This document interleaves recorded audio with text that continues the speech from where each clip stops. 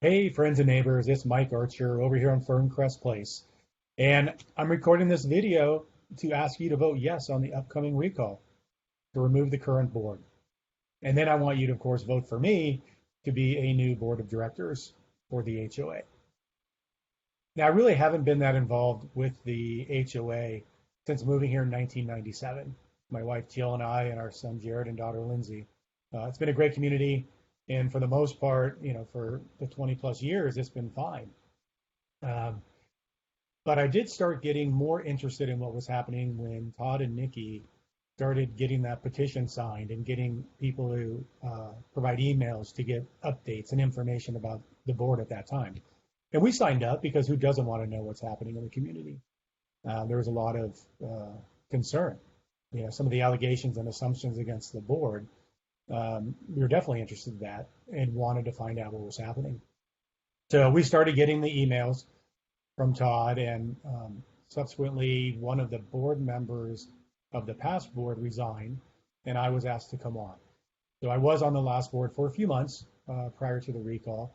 It was really interesting, not just to see the inner workings of an HOA, but to see that a lot of the concern and allegations that Todd and Nikki had and their followers, many of them, especially related to the board, just were not true. But I can tell you what was true was the mismanagement by Ross Morgan. They really hit it on the head. And that was pretty clear once I could see what was happening. So I supported bringing Lordan on and dismissing Ross Morgan. And everything was going well. Lordan was really starting to take hold. And at that time, we started the process to get bids for landscaping. And we would have let Marina bid. I mean, I personally don't have anything against Marina, but it's important that we get other bids, other ideas, to see what's out there. At the recent general meeting, Marty was saying he doesn't get enough money to maintain this property. Maybe he's true, but if we don't get other bids, we don't know.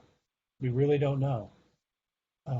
But the current board, they brought Ross Morgan back right away, even though they said that Ross Morgan was mismanaging, which again, they were right.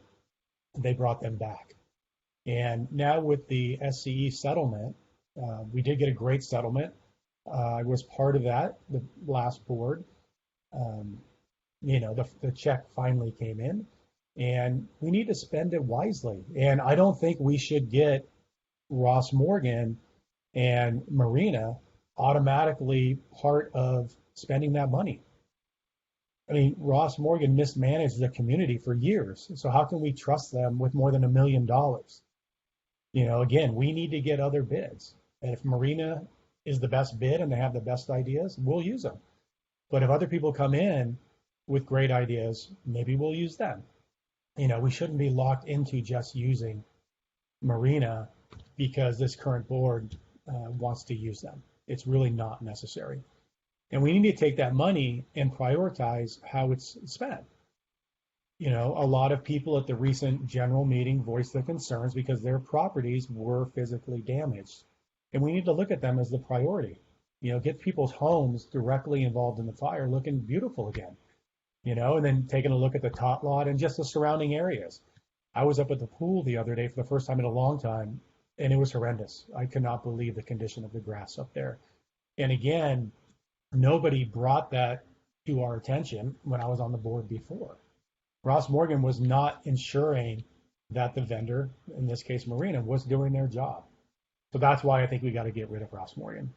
And, for those of you who were not at the general meeting the other day, it was really disappointing because the board was not able to answer a lot of questions that were being asked of them. And I was on the board. I understand that they cannot answer certain questions. That's just how it is. That's how the law is. And that's how HOAs and boards in general work. But there were some clear, easy questions that were asked as it relates to the settlement, the priority, the plan, and they just weren't able to answer them. And that's really what's important, is to have a plan. With this kind of money, it's a lot of money, and it's going to beautify the community. So we want to get in there and have a plan and ensure that the community is aware of the plan, where this money is going, and again, just make it a great community.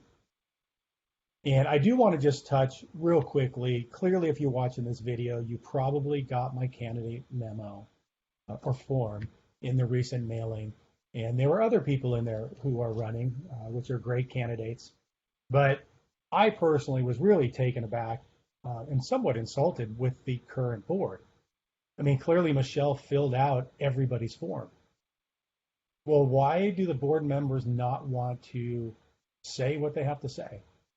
Right? They've been on the board now for many months. What have they learned? What do they want to do differently?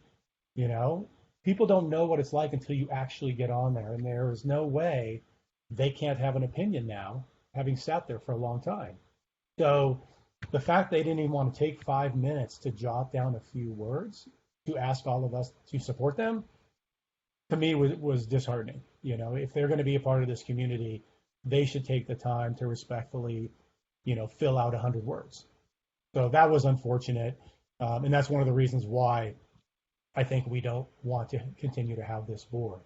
And, you know, the general meeting was full of the current board supporters, which is fine. You know, there were some there, like myself, who were not in favor of this board. And during the meeting, Todd just kept calling on his supporters to speak. And then finally, when he called on someone to speak who he knew was against them, he let the room just become disruptive, rude. Even the board members were talking amongst themselves, and they wouldn't respect a community member who wanted to voice an opinion. You know, we all have opinions and they all should be heard. And the board should hear every opinion. Maybe it doesn't influence them, but respectfully, everybody has a right in this community to voice their opinion. And that's what we really want, is a community, you know, of people who can have input.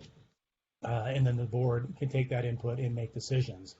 Clearly, we vote for a board and they ultimately have the last say in how the money is spent and what we do.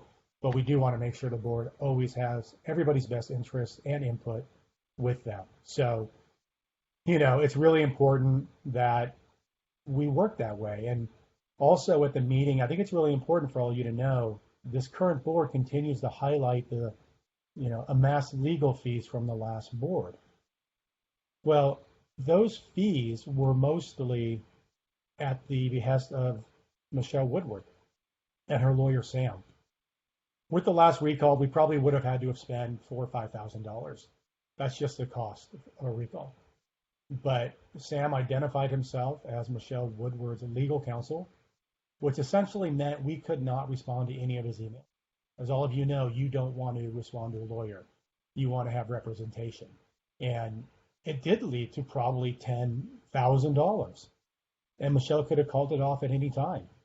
All those expenses were because the current board allowed Sam to continue to pepper the board, threaten the community with lawsuits, and we had to defend everybody. So all these legal fees they keep bringing up, they could have stopped at any time, because the type of questions and the barrage of threats from Sam were not needed and not necessary. And if you ask for the legal fees for Sam right now on the current board, which we have, and if you're on this website, you can see some of the documentation. They're spending thousands and thousands of dollars on Sam. And a lot of his responses are to non-legal questions. We would send a question to the board, which was not legal in nature, and Sam would respond at $300 an hour. So this board is just continuing to milk our reserves for unnecessary legal fees. And while they try to say it's the past board that is creating it, it's just not. And since you're on this website, you can see what I'm talking about. And again, in Michelle's her form, which everybody now is saying the same thing, they don't want to go back to the old ways, they say. But yet they brought in Ross Morgan. You couldn't be more of an old way than that. So I want to continue to move forward with this community, bring back proper management of this community, spend that money, the SCE money, wisely, properly, and get everybody looking at beautiful hillsides, grass, and everything we need to do to really be proud of this community again. So I appreciate you listening to my video here, and thank you for your votes. I hope I get your votes. and vote for the other candidates on our slate as well. And I hope to see you around the neighborhood. Thank you.